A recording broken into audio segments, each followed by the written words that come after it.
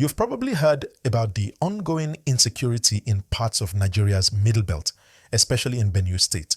But today I want to take a moment to talk clearly about what many communities there are saying directly and what it means for all of us. The violence in Benue isn't just political noise or distant headlines, it's a lived reality for thousands of families. And right now, a major youth organization is putting forward a very serious challenge to politicians and government leaders that we need to understand.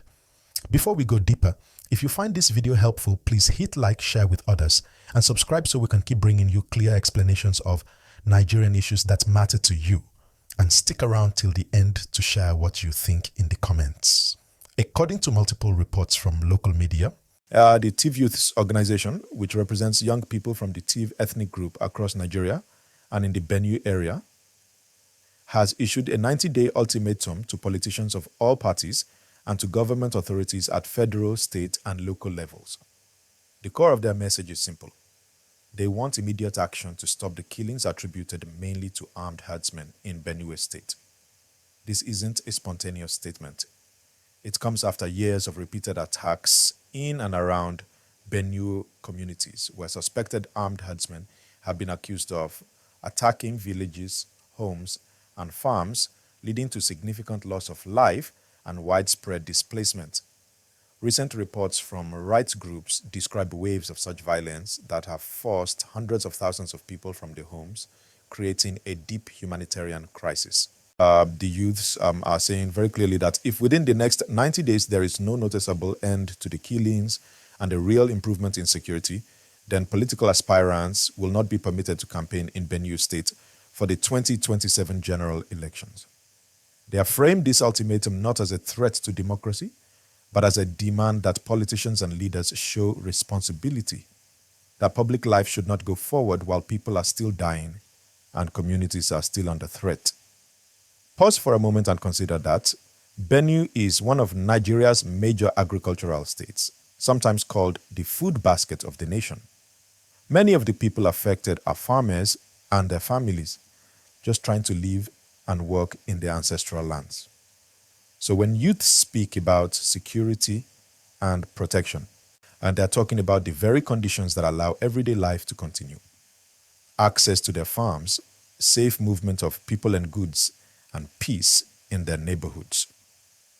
Now, how did this situation come about? The pattern of violence in Benue has deep roots.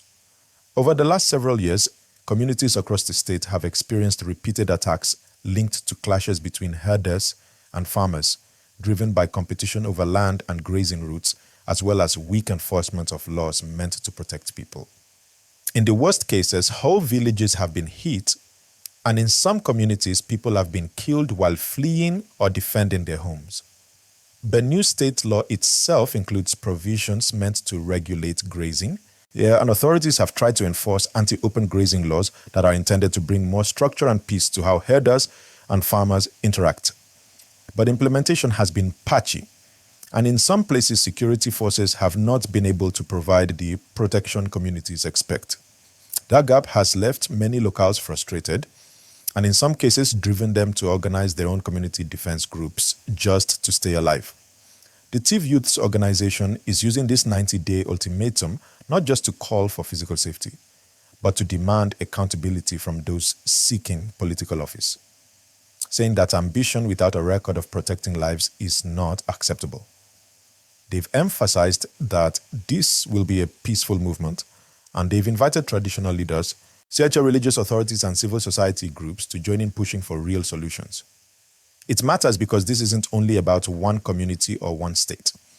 The way insecurity is handled affects how Nigerians see their leaders, how safe citizens feel in their homes, and how stable our political future can be.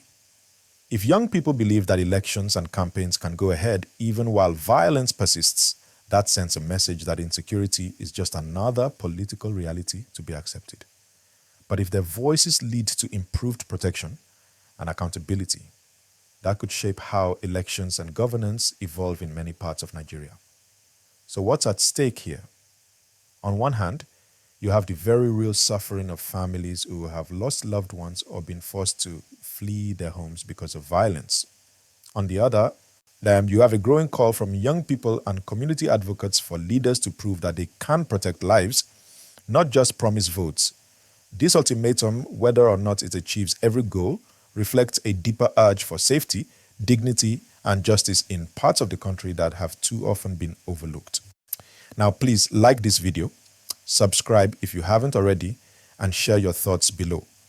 Do you think this kind of ultimatum could lead to real change? What are the challenges governments and communities face in making sure people are safe? Let's have a respectful discussion in the comments.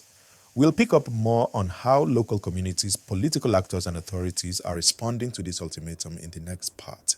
So stay tuned, and thanks for watching.